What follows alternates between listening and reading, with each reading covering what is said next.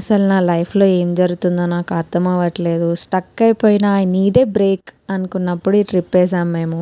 Literally పెద్ద planning ఏం లేకుండే. బట్ ఈ ప్లేసెస్ విజిట్ చేయాలి అనే ఒక ప్లాన్ మాత్రం ఉండే. అక్కడికెళ్ళిన తర్వాత ఎలా వెళ్తాము, ఎక్కడి నుంచి ఎక్కడికెళ్తాము అసలు ఏం ప్లానింగ్ లేదు. వెళ్ళినాం, ట్రస్ట్ ద గాడ్ అని అనుకున్నాము. థర్స్‌డే ఈవినింగ్ చర్లపల్లిలో ట్రైన్ ఎక్కేస్తే అరుణాచలంలో దిగాము ఫ్రైడే ఆఫ్టర్‌నూన్ వరకల్లా. అక్కడ నుంచి ఇంకా టెంపుల్ దగ్గర మేము రూమ్ తీసేసుకునుండే. వెళ్ళి ఫ్రెష్ అప్ అయిపోయి తర్వాత లంచ్ చేసేసి ఈవినింగ్ అలా దర్శనానికి వెళ్ళిపోయాము. మాకు లిటరల్లీ దర్శనం కూడా 1 అవర్ అంటే 1 అవరే పట్టింది. అసలు ఎక్కువసేపు కూడా పట్టలేదు. దర్శనం అయిపోయాక రిటర్న్ వెళ్ళేసి మళ్ళీ ఫ్రెష్ అప్ అయిపోయి నైట్ డిన్నర్ చేసేసి ఇంకా గిరి ప్రదక్షిణ స్టార్ట్ చేద్దామని వెళ్ళాము మేము.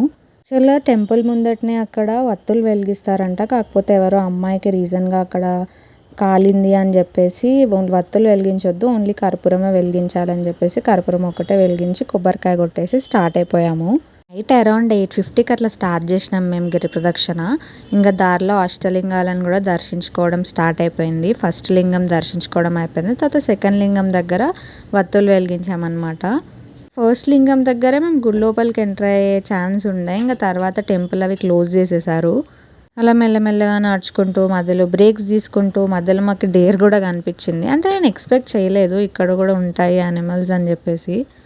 కానీ నాకు అక్కడ ఇంట్రెస్టింగ్ అనిపించిన థింగ్ ఏంటంటే లిటరల్లీ ఎంత నైట్ వరకు ఎక్కడ చూసినా కానీ లేడీస్ చాలామంది ఉమెనే కనిపిస్తున్నారు, మోర్ దాన్ మెన్. అదొకటి చాలా బాగా అనిపించింది. ఇంకా మాకు గిరి ప్రదక్షిణ అయిపోయి మోక్ష మార్గం దగ్గర మాకు లిటరల్లీ 1 అవర్ పట్టింది.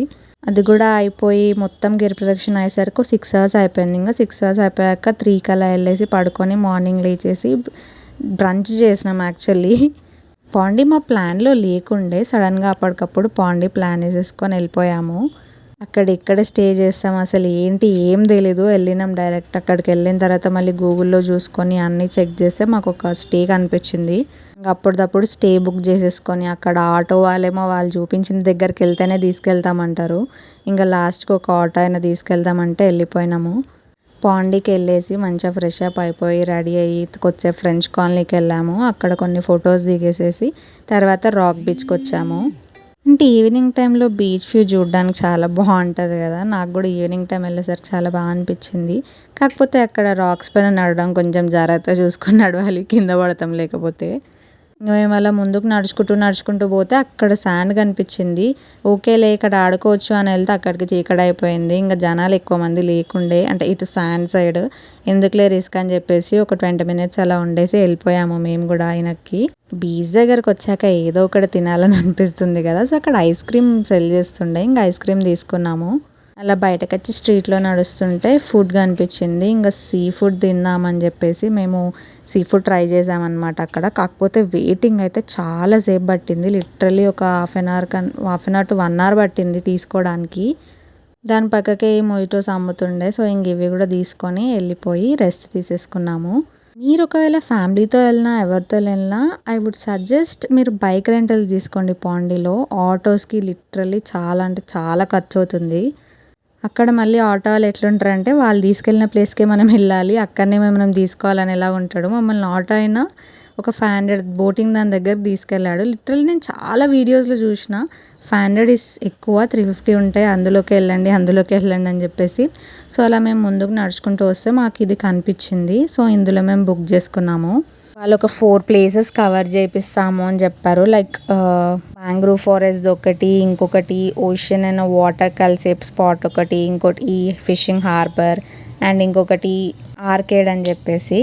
ఈ 4 ప్లేసెస్ కవర్ చేయడానికి 1 అవర్ పట్టింది అంతే. అంటే చాలా తొందరనే అయిపోయింది అన్న ఫీలింగ్ వచ్చింది. అంటే ఏదో వీడియోస్లో చూసినంత ఇదిలాగేం అనిపించలేదు. బట్ ఓకే, ఎక్స్పీరియన్స్ బాగుండే. కాకపోతే హైలైట్ ఏంటంటే మనం అంత దూరం వెళ్ళి అందులో ఏదో ఫొటోస్ దిగుదామన్న ఎగ్జైట్మెంట్తో ఉంటాం, కానీ మనం వాళ్ళు ఇచ్చిన జాకెట్స్ తీయకూడదు, జాకెట్స్ వేసుకొని ఫొటోస్ దిగాలి. సో ఇంకా ఫొటో సెషన్ మేము స్కిప్ చేసినాం అనమాట. ఇక్కడ మాత్రం దిగొచ్చు మన ఇష్టం, ఎందుకంటే ఇది వాటర్ కాదు శాండ్ కాబట్టి. అక్కడ కూడా వీళ్ళు ఫుడ్ అదంతా సెల్ చేస్తుండే, డ్రింక్స్ ఇంకా ఫ్రూట్స్ అవన్నేసి. మేమైతే ఇంకా ఫ్రూట్స్ తీసుకొని ఇంకా మళ్ళీ మ్యాంగ్రూవ్ది స్టార్ట్ అయింది ఇప్పుడు. దీనిలో మా బోట్లో వేరే వాళ్ళు వచ్చారు. వాళ్ళు మొత్తం ఫొటోస్ దిగడం మీద పడిపోయి మొత్తం బోట్ను ఒక సైడ్ చేసేసారు. అందరు అరుస్తే ఇంకా కూర్చున్నారు వాళ్ళు కూడా. సో ఇంక ఇట్లా మా మ్యాంగ్రూవ్ బోటింగ్ స్టార్ట్ అయిపోయింది. అంటే ఇది కూడా వాళ్ళు యాక్చువల్లీ 3 కవర్ చేసిన తర్వాత ఇది మర్చిపోయారు మాకు. వాళ్ళు రిటర్న్ వెళ్ళిపోతుండే, ఇంకా అందులో ఉన్న వాళ్ళు అడిగితే అప్పుడు మళ్ళీ దానికి తీసుకెళ్లారు.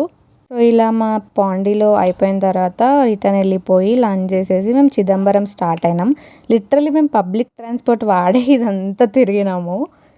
మనకేమో తమిళ్ రాదు, వాళ్ళకేమో తెలుగు రాదు. బట్ ఈ కమ్యూనికేషన్ మెయింటైన్ చేసి మేము ఇంతగానం పబ్లిక్ ట్రాన్స్పోర్ట్ వాడుకుంటూ తిరిగినాము.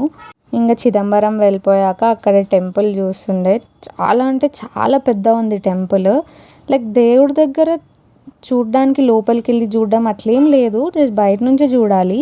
మేము చిదంబరంలో ఒక 1 hour అలా ఉండే. తర్వాత ఇంకా రిటర్న్ కంచికి వెళ్దామని ప్లాన్ వేసినాం. కంచికి ఎట్లా వెళ్ళాలి, చిదంబరం టు డైరెక్ట్ బస్సెస్ లేవు అసలు. మిడిల్లో ఒక స్పాట్ దగ్గర ఆగి అక్కడ నుంచి మళ్ళీ కంచికి వెళ్ళాలి. లిటరలీ మాకు అన్ని అవర్స్ పడుతుంది అని తెలియకుండా మేము బస్ ఎక్కి టికెట్ తీసుకున్న తర్వాత ఆయన ఒక 5 hours పడుతుంది అని చెప్పిండు. సరేలే ఏదో ఒకటి అవుతుంది అని చెప్పేసి వెళ్ళినాము. లిటరలీ తమిళనాడులో బస్సెస్ రాత్రి 1-2 వరకు కూడా పబ్లిక్ ట్రాన్స్పోర్ట్ నడుపుతున్నారంటే గ్రేట్ అనిపించింది అసలు. మనకి ఇక్కడ 12 వరకే అన్నీ క్లోజ్ అయిపోతాయి కాబట్టి అంత ఇది ఉండదు. ఇంకా కంచికి వెళ్ళిపోయి అక్కడ స్టే తీసేసుకొని తెల్లారి పొద్దున్నే ఒక 5-5:30కి అలాగా స్టార్ట్ అయిపోయాం. 4 temples కంప్లీట్ చేసేసుకొని మళ్ళీ రిటర్న్ శ్రీకాళహస్తికి వచ్చాము. శ్రీకాళహస్తికి వచ్చి మళ్ళీ అక్కడ కూడా ఒక రోజు స్టే తీసేసుకొని తర్వాత పొద్దున్నే టెంపుల్కి వెళ్ళేసి పూజ చేయించుకొని మళ్ళీ దర్శనంకి వెళ్ళిపోయి దర్శనం చేసేసుకొని ఇంక ఇక్కడ పైన చూడడానికి వచ్చాము. లిటరల్గా చూసే చాలా దగ్గరనే ఉన్నట్టు అనిపించింది, కానీ నడుస్తుంటే ఇంకా స్టెప్స్ వస్తూనే ఉన్నాయి. చాలాసేపటికి రీచ్ అయిపోయాం స్పాట్కి. ఇంకా దాని తర్వాత మంచిగా రిటర్న్ తిరుపతికి వచ్చేసి అక్కడ లంచ్ చేసాము. ఈ ప్లేస్లో అయితే మీల్స్ చాలా అంటే చాలా చాలా బాగుండే. హోటల్ మహాలక్ష్మి డిలక్స్ అని ఉండే దాని పేరు. రిటర్న్ ఇంకా మేము ట్రైన్ ఎక్కేసి మా ట్రిప్ని ఎండ్ చేసేసాం. మీకు బడ్జెట్ ప్లానింగ్ కావాలంటే కామెంట్ చేసి